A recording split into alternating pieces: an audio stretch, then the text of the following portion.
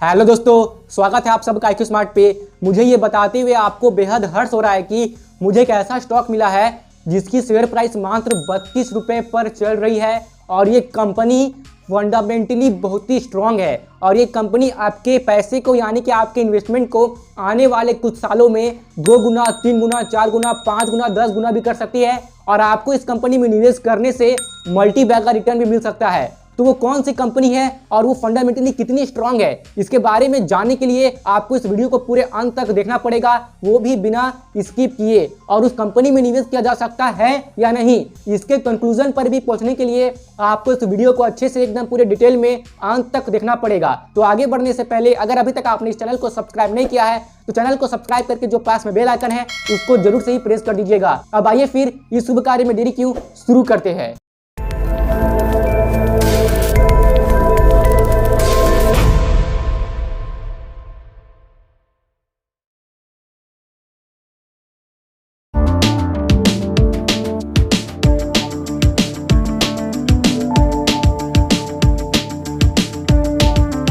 तो मैं जिस स्टॉक के बारे में बात कर रहा हूं उसका नाम है ट्राइडेंट लिमिटेड। अब आइए इसमें निवेश कर सकते हैं या नहीं ये देख लेते हैं। इसके लिए हम करेंगे थोड़ी बहुत बेसिक सी फंडामेंटल एनालिसिस। कहीं पर भी निवेश करने से पहले उसके बारे में अच्छे से जानना और उसकी एनालिसिस करना जरूरी होता है। यह चीज मैं अक्सर अपने वीडियोस में बोलते रहता हूं। अब आइए हम इस कंपनी की भी बेसिक सी फंडामेंटल एनालिसिस कर लेते हैं। तो इस कंपनी की जो भी शेयर प्राइस चल रही है वो चल रही है 32 रुपए पे। एक फंडामेंटली स्ट्रॉन्ग कंपनी की शेयर प्राइस 32 रुपए पे चल रही है, मतलब ये बहुत ही रेयर है, क्यों है ना। अब आइए आगे बढ़ते हैं।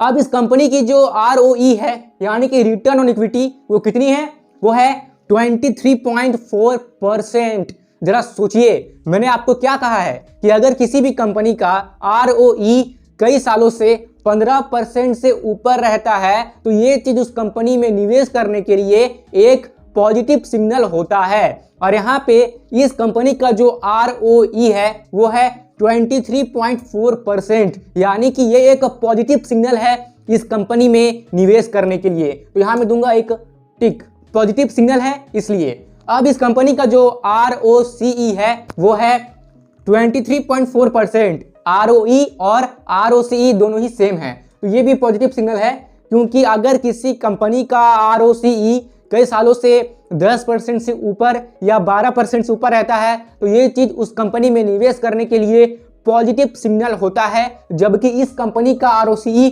23.4% है, जो कि काफी कमाल की बात है, यानी कि पॉजिटिव सिग्नल है। ROE और ROCE क्या होता है, अगर आप इसके बारे में अच्छे से डिटेल में समझना चाहते हैं तो आप इस वाले वीडियो को इस वीडियो के खत्म होने के बाद जरूर से ही देख लीजिएगा। अब आइए आगे बढ़ते हैं। तो इस कंपनी के ऊपर जो कर्जा है यानी कि डेट है वो कितना है, वो है 1180 करोड़ का कर्जा। मतलब कर्जा मतलब देखिए कितना ज्यादा है, कोई ज्यादा डेट नहीं है, लेकिन चिंता की कोई बात नहीं है क्योंकि इस कंपनी का जो डेट टू इक्विटी रेशियो है वो है 0.31। अगर किसी कंपनी का डेट टू इक्विटी रेशियो 1 से कम होता है तो ये चीज भी उस कंपनी में निवेश करने के लिए पॉजिटिव सिग्नल होता है। डेट टू इक्विटी रेशियो का 1 से कम होने का यह भी मतलब है कि कंपनी के पास क्षमता है कि वो अपने कर्जे को चुका सकती है। यानी कि ट्राइडेंट लिमिटेड के ऊपर जो इतने रुपए का कर्जा है ना, इसे चुकाने का इस कंपनी के पास क्षमता है। इसलिए इस कंपनी का जो डेट टू इक्विटी रेशियो है वो है 0.31, जो कि पॉजिटिव सिग्नल है। तो यहां भी मैं दूंगा एक टिक, ठीक है ना।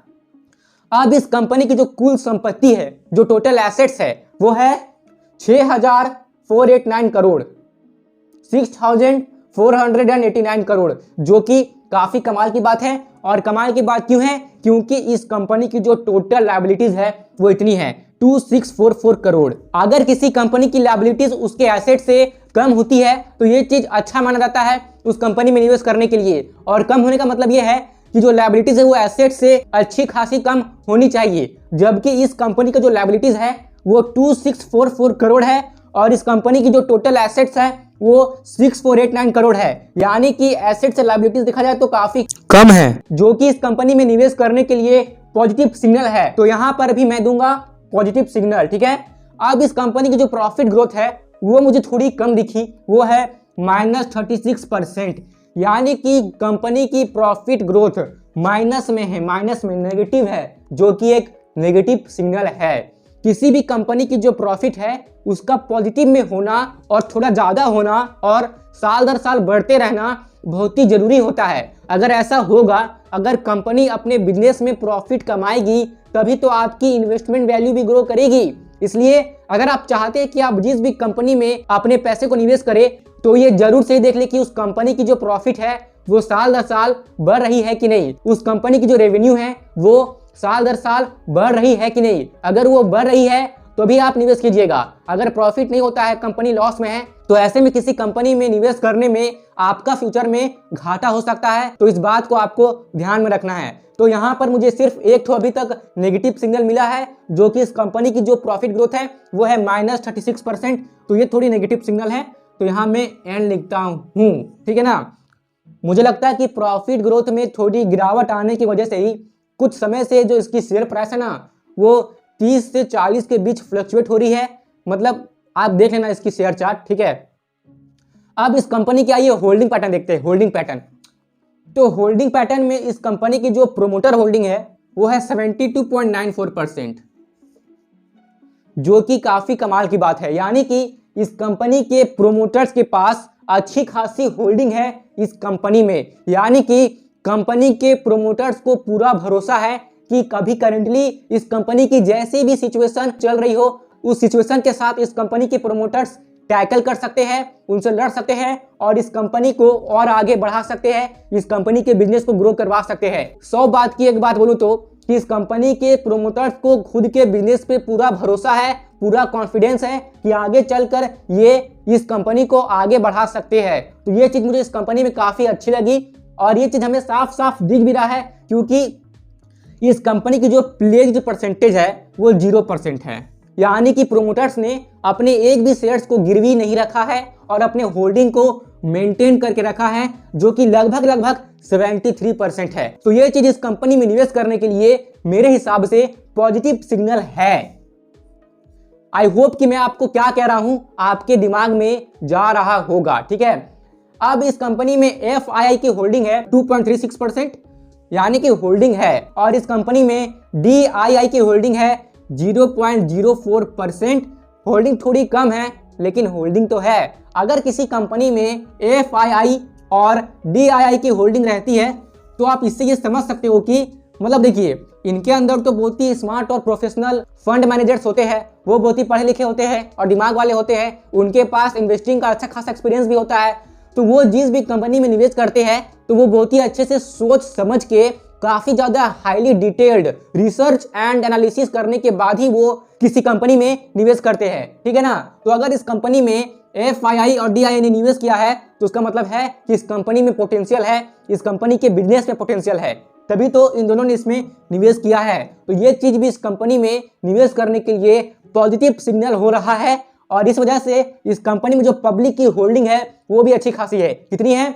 22.90%, यानी कि लगभग 23%, जो कि काफी कमाल की बात है। पब्लिक ने भी अच्छी खासी अपनी होल्डिंग को मेंटेन करके रखा हुआ है इस कंपनी में। अब इस कंपनी की जो नेट प्रॉफिट है वो है 492 करोड़, जो कि ये भी काफी कमाल की बात है। भले ही कंपनी की प्रॉफिट ग्रोथ में थोड़ी गिरावट आई है, लेकिन कंपनी फिर भी प्रॉफिट बना रही है और हो सकता है कि ये कंपनी आगे चलकर और प्रॉफिट बनाए। अब होता है क्या बार ऐसा कि मार्केट कंडीशंस कुछ ऐसी रहती है कि कुछ समय के लिए कंपनी की प्रॉफिट थोड़ी कम हो जाती है, लेकिन जो कंपनी फंडामेंटली स्ट्रांग रहती है और जिस भी कंपनी के बिजनेस में और उसके प्रोडक्ट में दम रहता है, अगर कंपनी की अच्छी ब्रांड वैल्यू रहती है मार्केट में, तो छोटे समय के लिए कंपनी के बिजनेस के प्रॉफिट में थोड़ी गिरावट आ सकती है। लेकिन जिस कंपनी की ऐसी क्वालिटीज होती है, अच्छी ब्रांड वैल्यू, अच्छी प्रोडक्ट, कस्टमर के साथ अच्छा कनेक्शन, तो ऐसी कंपनी लॉन्ग टर्म में अच्छा ही परफॉर्म करती है और ऐसी कंपनी की जो फंडामेंटल है वो भी काफी अच्छी होती है। तो ट्राइडेंट लिमिटेड की फंडामेंटल्स मेरे अकॉर्डिंग मुझे काफी अच्छी लग रही है, ठीक है। अब आइए आगे देख लेते हैं। अब इस कंपनी की अच्छा नेट प्रॉफिट 492 करोड़ है, इसके बारे में मैंने बात किया है, ठीक है।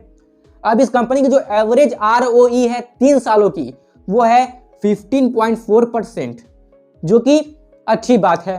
अब इस कंपनी की जो PE रेशियो है वो है 33.0, जबकि इस कंपनी का जो इंडस्ट्री पी है वो है 28.3। यानी कि आप कह सकते हो कि देखने में तो लग रहा है कि इस कंपनी का शेयर बहुत ही अफोर्डेबल है, मतलब शेयर प्राइस बहुत ही अफोर्डेबल है, मतलब बहुत ही कम है 32 रुपए पे। लेकिन यहाँ पे देख के पता चल रहा है कि अभी भी इस कंपनी की जो शेयर प्राइस जिस रुपए पे चल रही है 32 रुपए पे, तो थोड़ी सी हाई वैल्यूएशन पे है, क्योंकि इंडस्ट्री पे 28.3 है और पी रेशियो 33.0 है, तो थोड़ी सी हाई वैल्यूएशन है। अब देखिए, केवल पी रेशियो को देखकर आप ये जज नहीं कर सकते हो कि कंपनी की वैल्यूएशन क्या है, लेकिन फिर भी पी रेशियो किसी भी कंपनी के वैल्यूएशन का थोड़ा बहुत अंदाजा लगाने में बहुत ही काम आता है। तो यहाँ से आप थोड़ी बहुत अंदाजा लगा सकते हो कि ये कंपनी की जो शेयर प्राइस अभी जिस पे भी चल रही है 32 रुपए पे, तो ये थोड़ी सी हाई वैल्यूएशन पे चल रही है। लेकिन मुझे ऐसा पर्सनली लगता है कि 30 रुपए पे इस कंपनी की जो शेयर प्राइस है ना,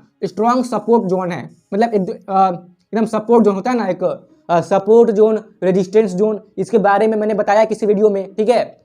तो 30 पे इस कंपनी की शेयर प्राइस सपोर्ट ले रही है और 40 शायद इसका रेजिस्टेंस होगा, ठीक है ना। तो इसी के बीच फ्लक्चुएट कर रही है, तो 30 के नीचे मुझे नहीं लगता कि जाएगी, जल्दी जा भी सकती, कोई गारंटी नहीं होती स्टॉक मार्केट की। लेकिन 30 में ये कंपनी की जो शेयर प्राइस है वो सपोर्ट ले रही है, ऐसा आप मानकर चल सकते हो। अब आइए आगे बढ़ते हैं।